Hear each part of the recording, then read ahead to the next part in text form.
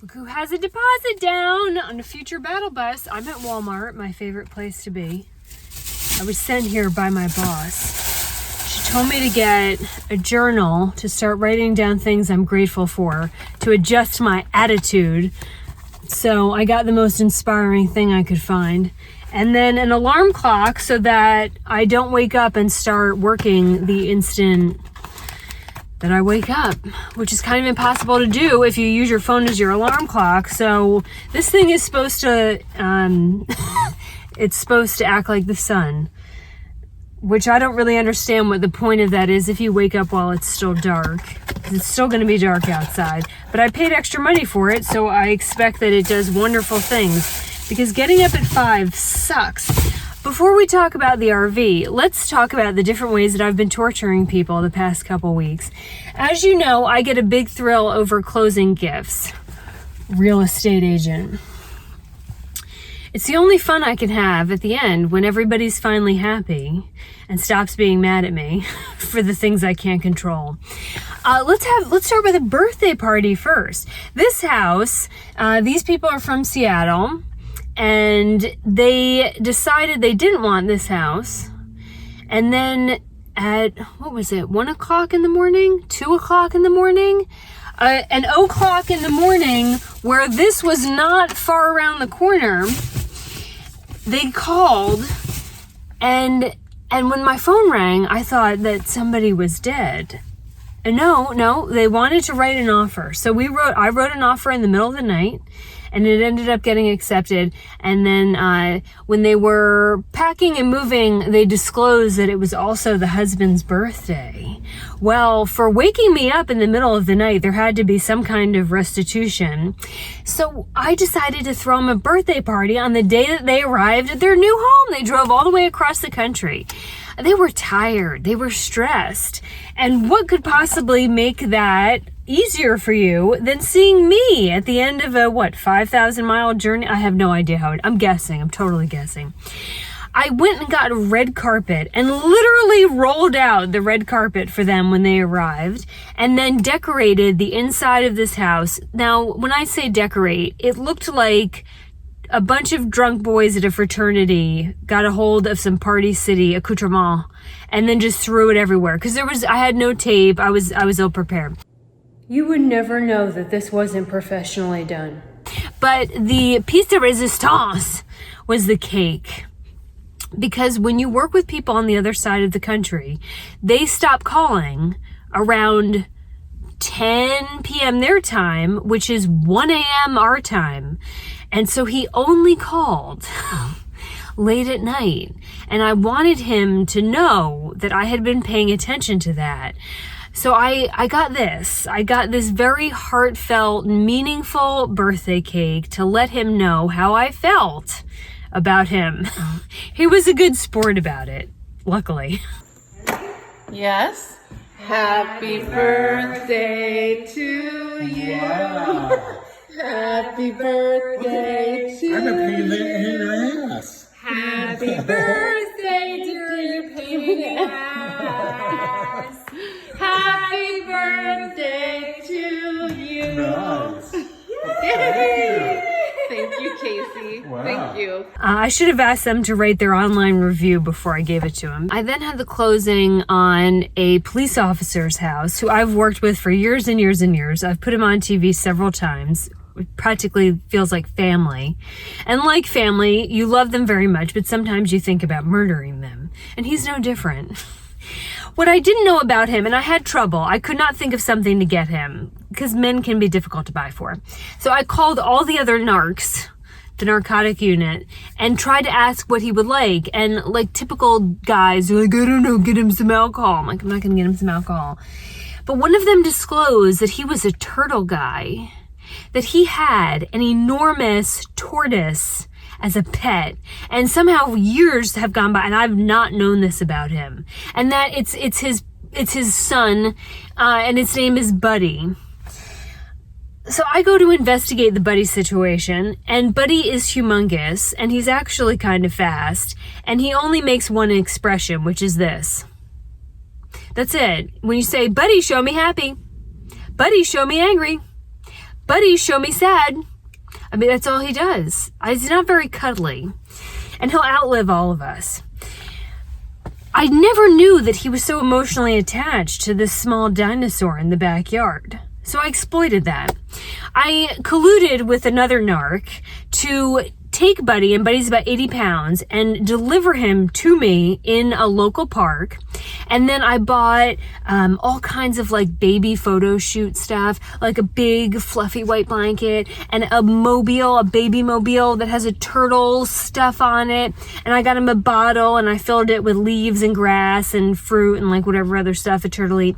And I got him a passy and all this stuff. And we put this enormous turtle on this display for a baby photo shoot because he loves it so much that I want to give him the glamour shots that photographers charge too much. You know, like those baby photo where they, you know, get the baby naked and they like scrunch it in a ball and shove it in a mason jar and put a dumb flower on its head, like that, but for a tortoise.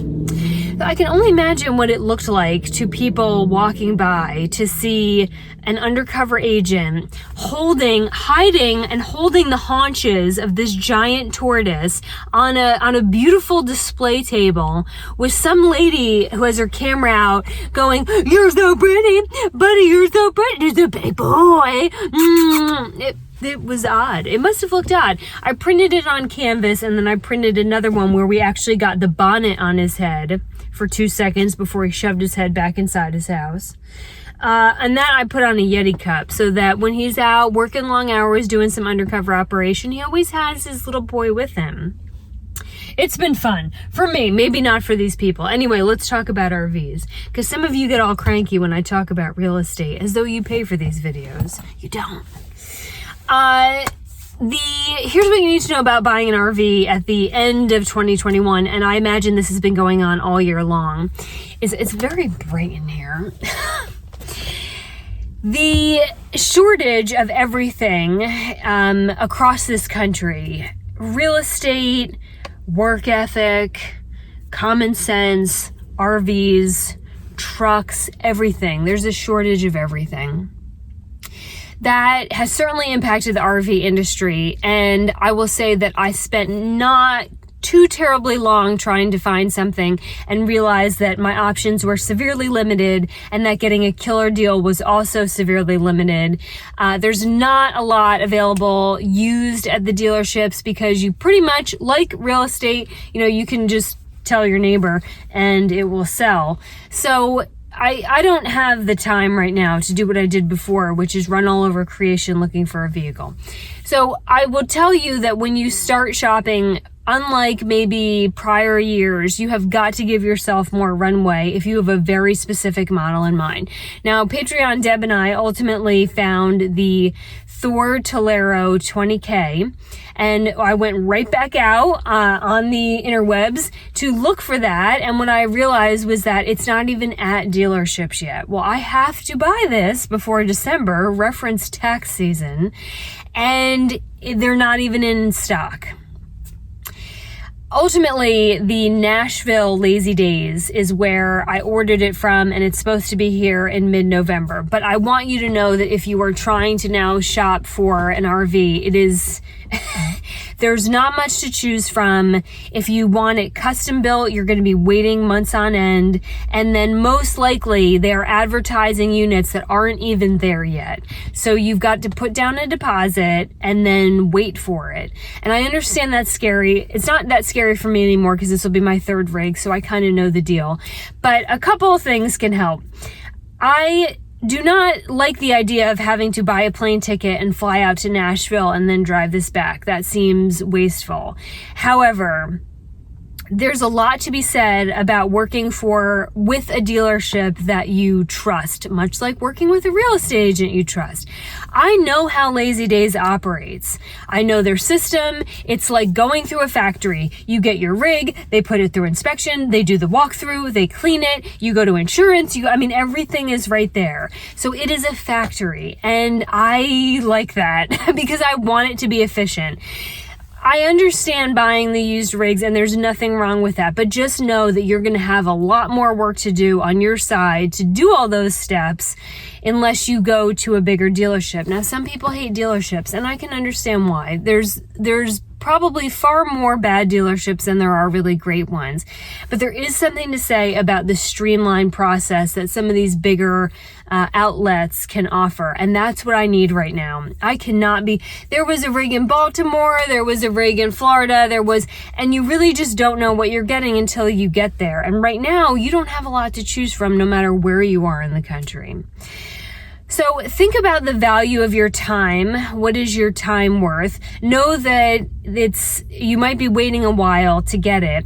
And then know that your negotiating power is kind of zero right now. There are wait lists on rigs. There was another one, I think one of the Gallerias at a different dealership, and there was a wait list for it. And then the one that I found in Wilmington, they wouldn't even let me buy it. They were going to see if they could get multiple offers on it. And so that is the climate at the end of 2021 for buying an RV. So you're not going to get the prices from a couple years ago. So if you go into this with a 2015 attitude, much like people who go into buying a home now with a 2011 attitude, you're going to be without a rig. So for the first time since I have been able to drive, I did not even try to negotiate the price down, because if I don't buy it, somebody else is, and they were only getting like 3 units to that dealership, and I need the charcoal unit, not the silver unit, because I'm wrapping it. And when you wrap a vehicle, unless you do a full wrap, silver is really hard to bounce color off of. Charcoal/black or white is very easy. So just know that if you have this idea that you're going to show up, and then I think people say, the 30% off is the norm. Yes, it is a couple years ago. But to me, it was more important to get the rig than to try to haggle back and forth, because if I don't buy it, somebody else is. And I need it. I have to have it this year. I cannot wait. And the last thing I'll say is about insurance, and this applies to people who are doing van builds as well. I've done a whole nother video on this, but I'm buying this rig for my business. The business will own it. The business will pay for it. So I have to get a commercial insurance policy, which is a small nightmare. First of all, you need the VIN number in order to get a policy. And if your if your van or your RV is being built, you have no VIN number. So it's really hard to get a quote to know how much your insurance is going to cost. When I was looking at the Galleria, which was a $180,000 Mercedes rig, my insurance was going to be $400 a month. Commercial policy. No.